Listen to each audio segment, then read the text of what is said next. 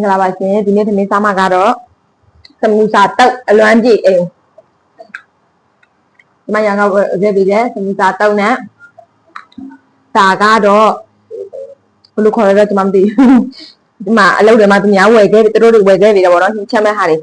ဝယ်ခဲ့ပြီးတော့သူတို့တွေခါတယ်တဲ့မစားတတ်ကြဘူးလေဆိုတော့အဲ့နဲ့ဘယ်လိုလုပ်ရမှန်းမသိတာနဲ့မယုတ်စိန်ထောင်းပြီးတော့နေချက်လိုက်ပါတယ်ရှင်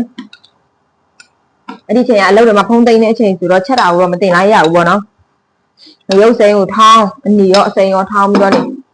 ချက်ပလိုက်ပါတယ်ပြီးတော့ဆက်ကြပါအောင်ရှင်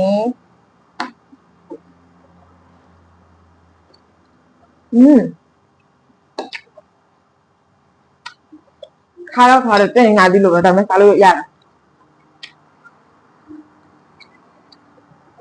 ဘယ်လိုခေါ်ရမလဲဒါပြီးလည်းတော့မသိ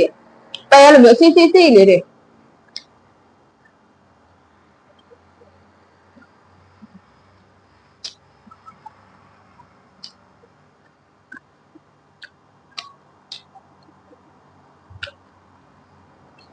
ဒါကတော့ဒီမှာဒီလမ်းပြေးစမစားတော့ရပါရှင်ဟုတ်ကော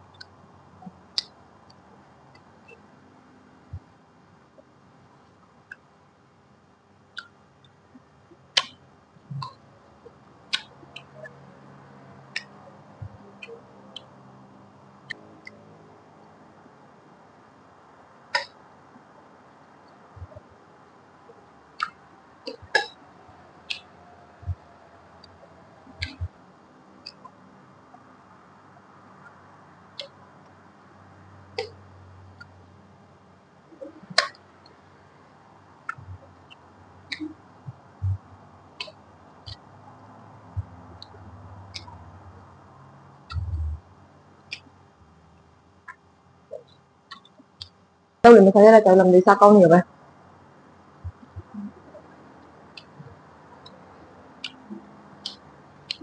အဲ့မှာဆိုမနေ့ကတော့ထမင်းကြမ်းလေးနဲ့ဖားဆက်ကောင်း